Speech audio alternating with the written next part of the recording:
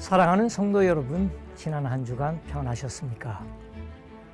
이번 주 저희가 찾아갈 곳은 터키의 대표적인 자연환경, 자연유산, 바로 카파도키아입니다.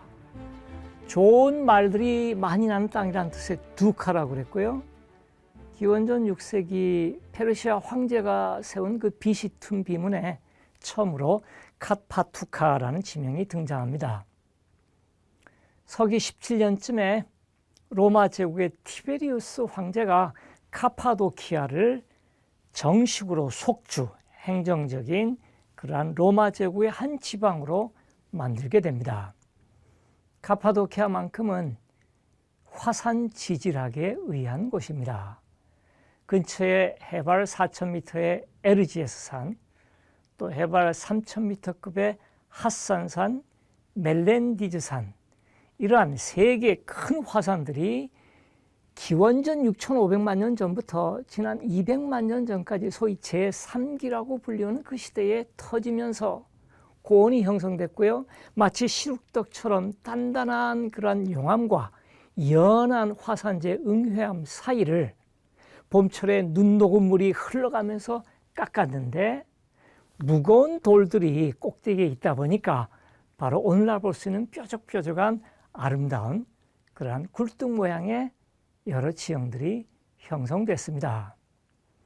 연평순 강수량이 한 400mm 정도밖에 되지 않지만 근처에 할리스강, 크슬 으르막 강물을 항상 이용할 수 있는 비교적 비옥한 곳에 위치해 있습니다. 자, 그렇다면 카파도키아의 원래 중심지 카이세리 도시가 어떤 곳인지 저와 함께 현장으로 떠나시겠습니다.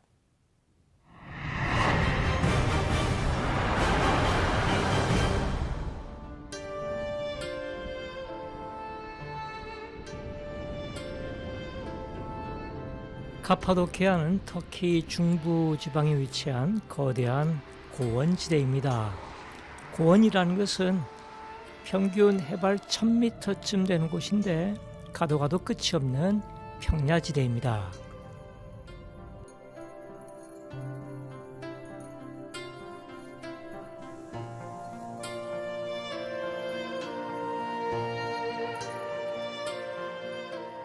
이곳에 흐르는 강을 할리스강, 오늘날 크슬 으르막이라고 부릅니다. 붉은 강이라고 부릅니다. 아무래도 나무가 별로 없는 고원지대에 흐르다 보니까 물 색깔이 이제 붉은 빛깔이 난다는 뜻이겠죠. 카파도키아 중심지 카이세리 도시로 가기 위해서는 거대한 크슬 으르막 강을 건너게 됩니다. 이미 카파도키아 중심지 들어가기 전에 약간 그 기기묘묘한 지형지물을 발견할 수 있습니다.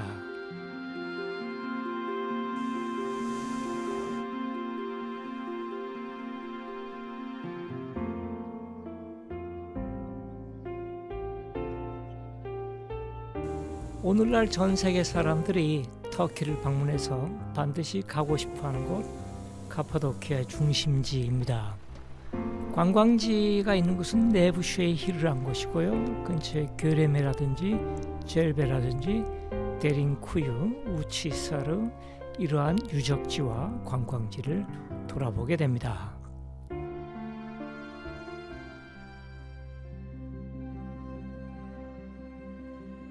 고대로부터 카파도키아의 중심, 수도 역할을 했던 도시가 카이사리아, 오늘날 카이세리입니다. 카이세리라는 것은 로마 황제에게 헌정한 도시란 뜻이죠. 이 도시 안으로 들어가면 오래된 성체가 있습니다.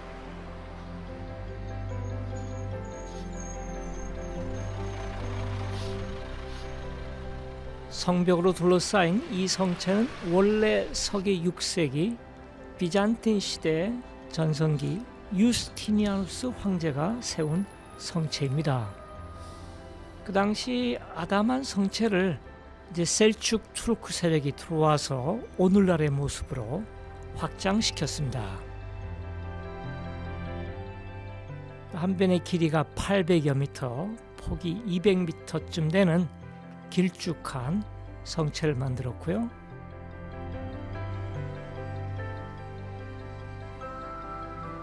모두 19개 망대가 있는 그러한 육중한 성체입니다.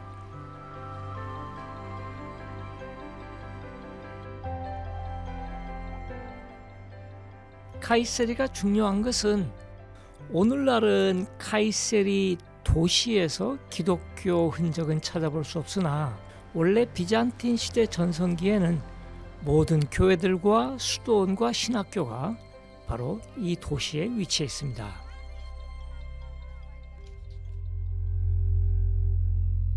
두 명의 그레고리오스, 한 명의 바실레우스, 이 세 명의 성인들이 카파도키아의 대표적인 기독교 신학자들이었습니다.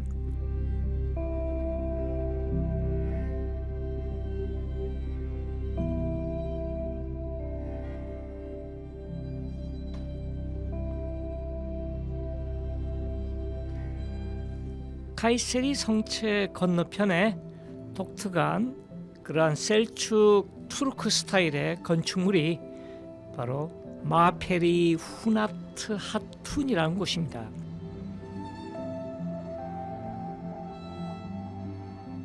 후나트 하툰은 여인의 이름입니다. 원래 13세기 그리스 출신이었고요. 기독교인이었는데 그 당시 술탄과 결혼하면서 이슬람으로 개종했고 그 왕비와 그 딸 공주들이 여인들이 지낼 수 있는 아담한 공간, 공공건물을 만든 것이 이곳 마페리 후나투 하툰의 시작이었습니다. 오늘날에도 갤러리라든지 카페라든지 또 민속 박물관이 위치해 있고요. 종교적으로 이슬람 사원, 또 이슬람 신학교, 목욕탕, 광장들이 조성되어 있습니다.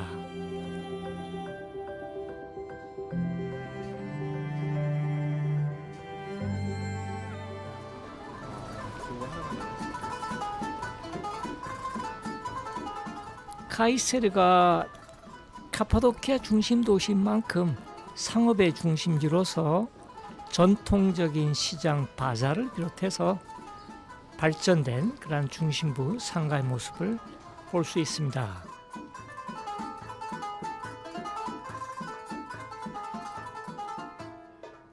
역시 투르크 세력이 이 지역에 진출한 13세기 이후부터 의도적으로 실크로드가 터키 반도를 동쪽에서 서쪽으로 가로지르도록 만든 다음에 다양한 형태의 특산품을 판매하는 바자르 전통시장이 카이세리에 형성됐습니다. 여러 가지 말린 약재들, 과일과 꽃을 말린 약재들이 있고요. 또 터키가 자랑하는 헤이즐넛이 전 세계적으로 가장 많이 생산되는 곳이 바로 이 터키입니다.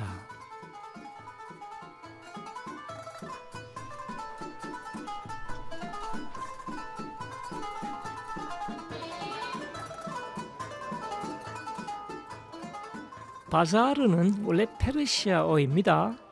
노천시장이 아니라 실내 품목별로 구역별로 형성된 종합시장을 바자르라고 부릅니다.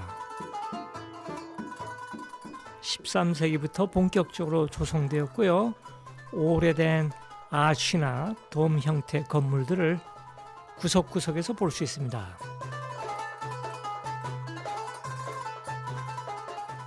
원래 이러한 큰 돔은 특별히 이제 먼지가 날 일인 그 울 제품이라든지 그다음 카페트라든지 그러한 제품을 따로 판매하는 상점으로 조성해 놓았습니다. 거의 700년 가까이 된 오래된 아치와 돔을 볼 수가 있습니다.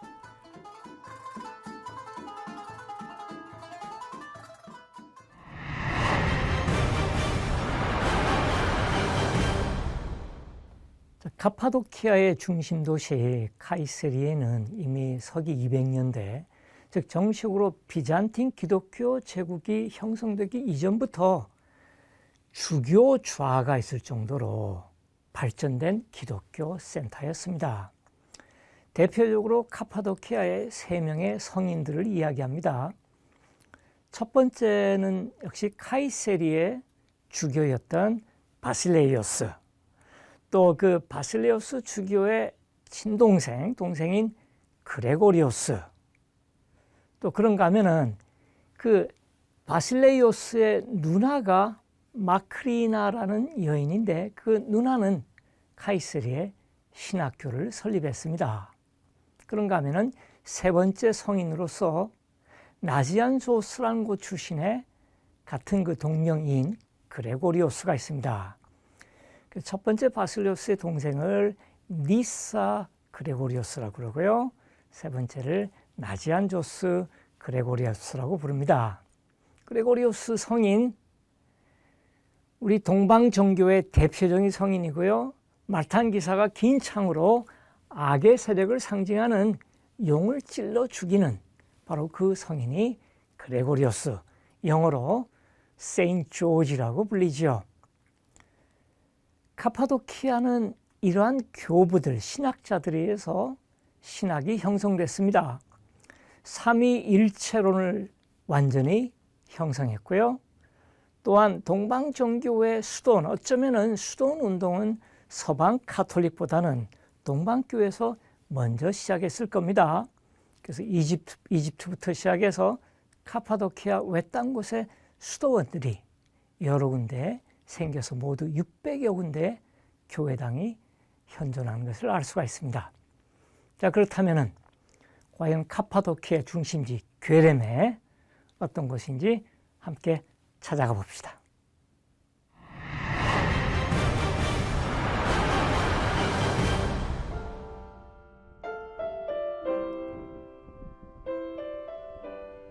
카파도키아의 기암 괴석들은 화산재가 굳어져서 됐지만 잘 무너지지 않는 단단한 돌입니다.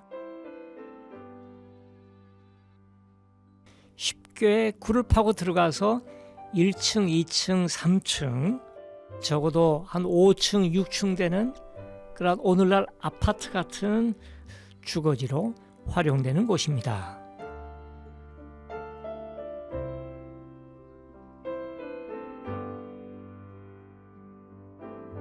카파도키아에서 가장 유명한 유적지가 괴레메입니다.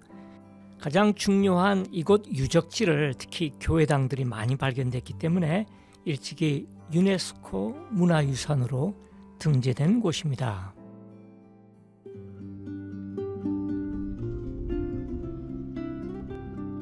원래부터 공간이 울타리가 따로 제한된 곳은 아니고요.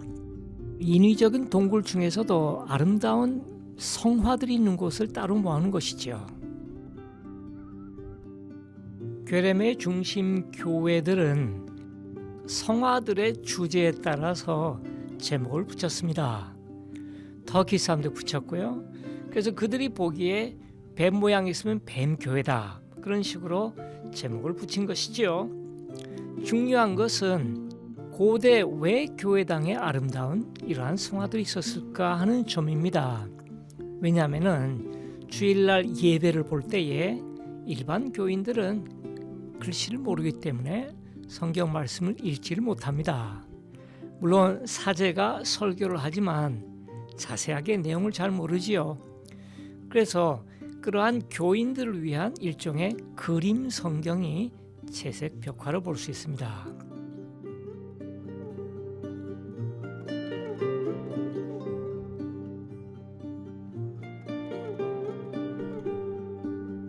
골짜기 성당마다 아름다운 그림 성경들이 들어있기 때문에 전 세계적으로 우리 인류가 공동으로 보존해야 될 그런 문화유산이라고 생각하는 것이죠.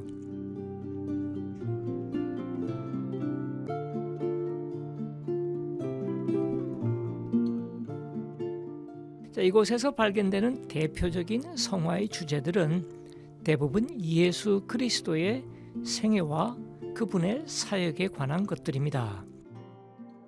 예를 들어서 수태고지, 즉 나사렛에서 가브리엘 천사가 마리아에게 예수 탄생을 전해줬다는 그러한 그림, 또 베들레헴으로 마리아와 요셉이 이동을 하고 예수께서 탄생하시고 동방 박사들이 아기 예수를 경배하고 헤롯 대왕의 분노, 헤롯 대왕의 그러한 살해 명령을 피해서 이집트로 피난 가시고 세례 요한으로부터 세례 받으시고 또 나사를 살리시고 혹은 변화산에 올라가셔서 변화되시고 마지막 예루살렘 오셔서 유월절 최후의 만찬하시고 가룟 유다의 배반으로 십자가에 처형되는 그런 예수 그리스도의 일대기를 일반 성도들이 참 구체적으로 알 수 있도록 아름다운 성화들로 장식을 했습니다.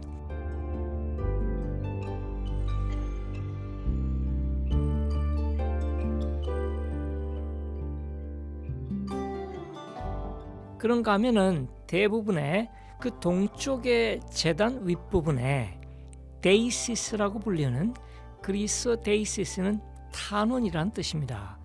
가운데 예수 그리스도가 있고 양쪽에 성모 마리아와 세례 요한이 인류의 죄를 대신 용서해 주시라고 탄원하는 그런 그림도 있습니다.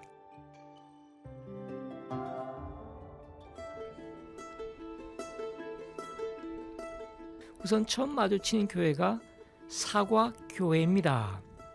애플처치, 터키어로 엘말리라고 하는데요. 이 안에 그림을 보니까 천사들의 우두머리인 미카엘 천사가 왼손에 동그랗게 공 같은 것을 들고 있는데 그것을 이제 사과로 착각했던 것이죠. 그래서 비잔틴 정교회 성인들과 또 카파도키아의 주교들 또 박해 시절에 투르크 사람들에 의해서 순교된 순교자들 대부분의 교회는 십자가 형태로 되어 있습니다. 두 번째 성 바르바라 교회, 바바라는 여인입니다. 이 지역의 순교 여성으로서 순교자가 되었습니다.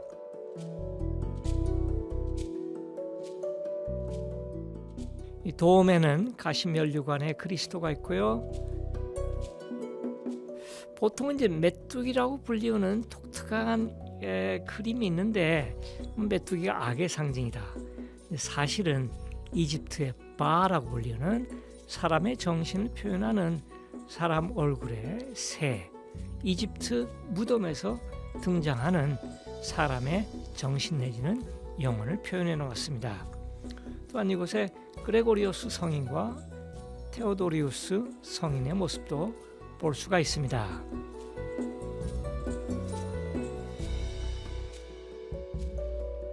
세 번째 뱀교회입니다. 여기서 뱀이라는 것은 사실은 용입니다. 여기서 뱀이라고 불리는 용은 악의 세력이고요. 전통적으로 그레고리우스 성인이 용을 물리치는 그런 그림이 있는데 바로 그 그림을 통해서 용을 뱀으로 봤던 것이죠. 또 한 가지 상당히 독특한 오누프리우스 성인의 모습입니다. 저기 4세기 이집트 중부 테베 출신의 수도사인데요. 나체의 플립으로 된 치마를 입었는데 수염이 굉장히 깁니다. 그래서 그가 옷을 벗은 채로 수염을 그리면서 수도를 했다는 것을 알 수가 있습니다.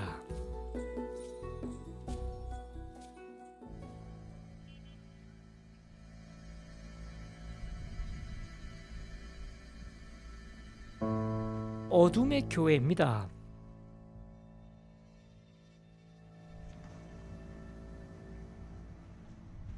입구가 일부분 무너졌습니다만 카파도키아에서 성화가 가장 잘 보존된 교회입니다.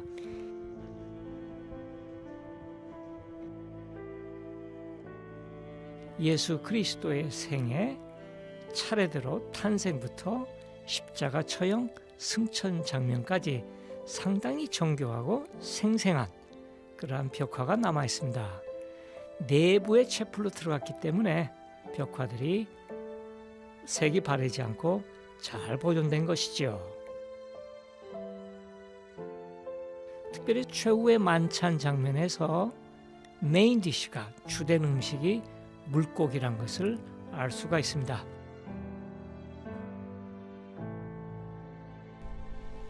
마지막으로 교회의 바깥쪽으로 나가면은 버클교회라는 것이 있습니다. 카파도키아에서 가장 규모가 큰 동굴교회고요. 구교회, 신교회, 지하교회, 다락교회 모두 4개의 채플로 구성되어 있고 예수 그리스도의 생애를 모두 32편으로 상당히 자세하게 표현해 놓았습니다.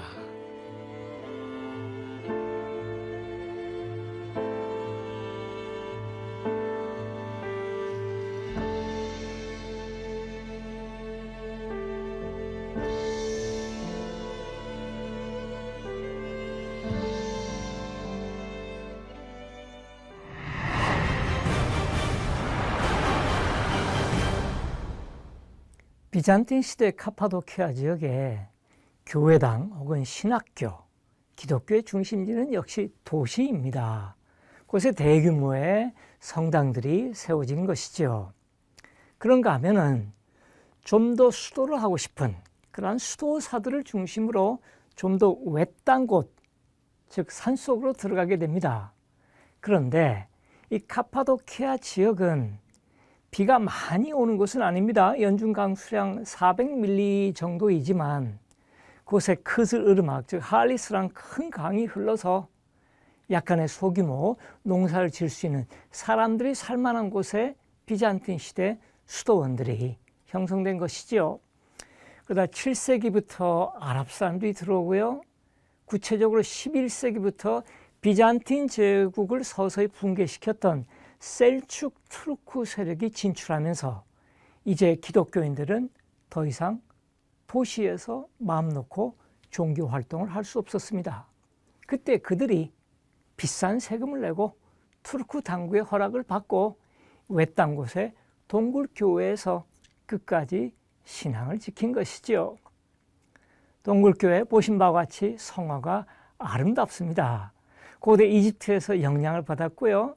먼저 바위로 굴을 깎은 다음에 아주 굉장히 고운 하얀 색깔의 석회가루를 바르고 그 위에다가 물을 뿌려서 축축한 상태에서 수초와 물감이 파고 들어가게 됩니다. 터키 보건 전문가들에 의하면 여러 겹의 비둘기 똥을 몇 년에 걸쳐서 긁어낸 다음에 오늘날 우리가 볼 수 있는 그런 성화들을 찾아냈다고 합니다.